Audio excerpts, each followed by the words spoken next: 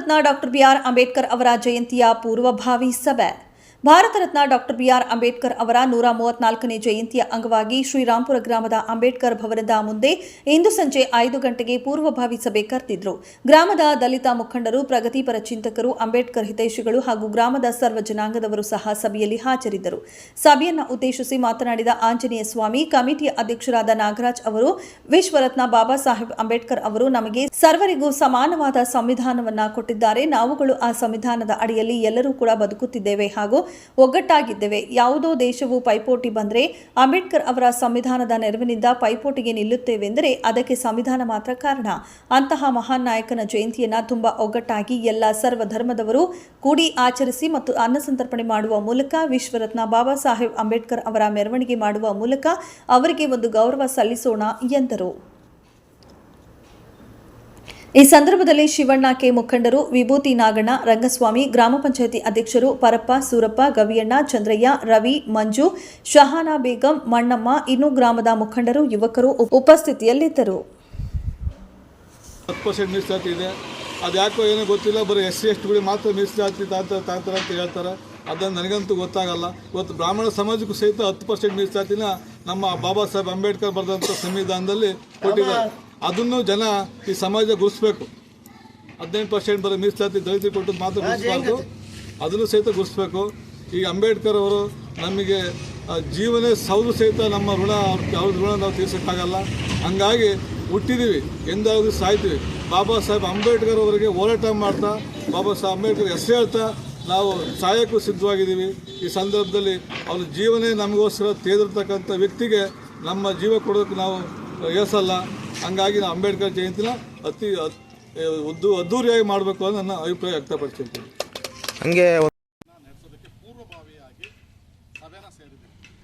ಈ ಸಭೆಯಲ್ಲಿ ಅಂಬೇಡ್ಕರ್ ಜಯಂತಿ ಹೇಗೆ ಮಾಡಬೇಕು, ಅವರು ಈ ದೇಶಕ್ಕೆ ಸಂವಿಧಾನನ ಕೊಟ್ಟಿರ್ತಕ್ಕಂಥವ್ರು. ಆ ಸಂವಿಧಾನದ ಅಡಿಯಲ್ಲಿ ಎಲ್ಲರೂ ಕೂಡ ಬಾಳ್ತಾ ಇದ್ದೀವಿ, ಒಗ್ಗಟ್ಟಾಗಿದ್ದೀವಿ.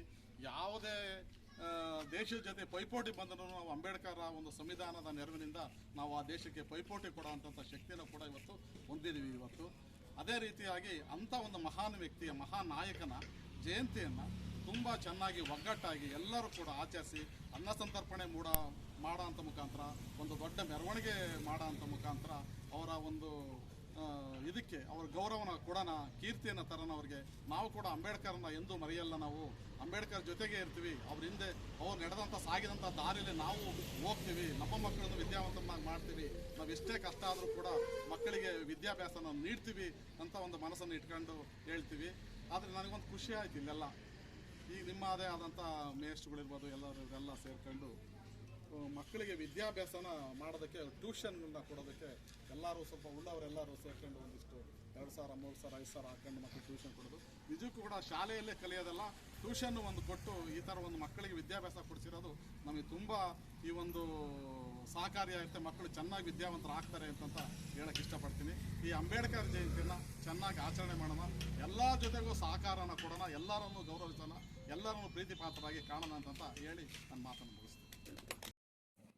ಈಗ ಮಾದಿಗ ಸಮುದಾಯಕ್ಕೆ ಕಾಂಗ್ರೆಸ್ ಒಳ ಮೀಸಲಾತಿನ ಕೊಡಬೇಕು ಅಂತ ಹೇಳಿ ನಮ್ಮ ಸಮುದಾಯದ ಎಲ್ಲ ಮುಖಂಡರುಗಳು ಸಹಿತ ಹೋರಾಟಗಳು ಮಾಡ್ತಿದ್ದಾರೆ.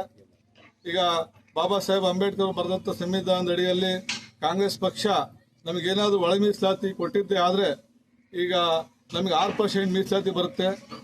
ನಮಗೇನು ಎಲ್ಲದ್ರಾಗೂ ಮನೆ ಇರ್ಬೋದು, ಸೈಟ್ ಇರ್ಬೋದು, ರಾಜಕೀಯ ಗ್ರಾಮ ಪಂಚಾಯತಿ ಮೆಂಬರ್ ಆಗಿರ್ಬೋದು, ತಾಲೂಕ್ ಪಂಚಾಯತಿ ಆಗಿರ್ಬೋದು, ಜಿಲ್ಲಾ ಪಂಚಾಯತಿ ಆಗಿರ್ಬೋದು, MLA ಸೀಟ್ ಆಗಿರ್ಬೋದು. ಈಗ ಇವತ್ತು MLA ಸೀಟ್ 6% ಕೊಟ್ಟರೆ ನಮ್ಮ 15 ಸೀಟ್ MLA ನಂಬರೇ ಇರ್ತಾರೆ. ಆ ವಾತಾವರಣ ಆಗುತ್ತೆ. ಏನೇ ಕೊಟ್ಟರು ಸಹಿತ ಅದು ಆಯಾ ಸಮಾಜಕ್ಕೆ ಡಿವೈಡ್ ಆಗುತ್ತೆ. ನಮ್ಮ ಸಮಾಜಕ್ಕೆ ಬೇರೆ ಕೊಡ್ತಾರೆ, ಭವ್ಯ ಸಮಾಜಕ್ಕೆ ಕೊಡ್ತಾರೆ, ಲಂಬಾಣಿ ಸಮಾಜಕ್ಕೆ ಬೇರೆ ಕೊಡ್ತಾರೆ. ಪ್ರತಿಯೊಂದು ಸಮಾಜ ಸಹಿತ ಭಾಗ ಆಗಿ ಬರ್ತಕ್ಕಂಥ ವಾತಾವರಣ. ಅದೇನಂದರೆ ಸುಮಾರು ಒಂದು 5 ಜನ ಅಣ್ತಂಬ್ರು ಇರ್ತೀವಿ, 5 ಎಕರೆ ಜಮೀನು ಇರುತ್ತೆ. 5 ಜನಕ್ಕೂ ಸಹಿತ 1 ಎಕರೆ ಜಮೀನ ಭಾಗ ಮಾಡಿಕೊಡೋದು ಅಷ್ಟೇ. ಆದ್ರೆ ಯಾರಿಗೂ ಏನು ಮೋಸ ಮಾಡೋದಿಲ್ಲ, ಯಾರಿಗೂ ಏನು ತೊಂದರೆ ಕೊಡ್ತಕ್ಕಂಥ ವಾತಾವರಣ ಇಲ್ಲ. ಅದರಲ್ಲಿ ಈಗ ಜನಸಂಖ್ಯೆಗೆ ಅನುಗುಣವಾಗಿ ಮೀಸಲಾತಿನ ಕೊಡ್ತಕ್ಕಂಥ ಪ್ರಕ್ರಿಯೆ ಈಗ ಕಾಂಗ್ರೆಸ್ ಸರ್ಕಾರ ಕೊಡೋಂಥ ಒಂದು ಹೆಜ್ಜೆನ ಮುಂದಿಟ್ಟಿದೆ. ಅದೇನಾದ್ರು ಆಯಿತು ಅಂದರೆ ನಮಗೆ ಬಾಬಾ ಸಾಹೇಬ್ ಅಂಬೇಡ್ಕರ್ ಬರೆದ ಸಂವಿಧಾನ ಬರೆದಾಗ ಒಂದು ನ್ಯಾಯ ಸಿಕ್ಕಿತ್ತಲ್ಲ, ಇದು ಎಣ್ಣೆ ನ್ಯಾಯ ಸಿಗುತ್ತೆ ನಮಗೆ. ಆ ಒಂದು ವಾತಾವರಣ ನಿರ್ಮಾಣ ಆಗುತ್ತೆ. ಆದಷ್ಟು ಬೇಗ ಸರ್ಕಾರ ಈ ಒಳ ಮೀಸಲಾತಿನ ಜಾರಿ ಮಾಡಲಿ ಅಂತ ಹೇಳಿ ನಾನು ಸರ್ಕಾರ ಒತ್ತಾಯ ಮಾಡ್ತೀನಿ. ಅಲ್ಲ, ಒಳ ಮೀಸಲಾತಿ ಕಾಂಗ್ರೆಸ್ ಸರ್ಕಾರದ ಬಗ್ಗೆ ನೀವೇನು ಹೇಳ್ತೀರಾ? ಒಳ ಮೀಸಲಾತಿ ಜಾರಿಗೆ ಆಗಬೇಕು, ಅದರ ಅನಿಸಿಕೆ ಆಗ್ಬೇಕು.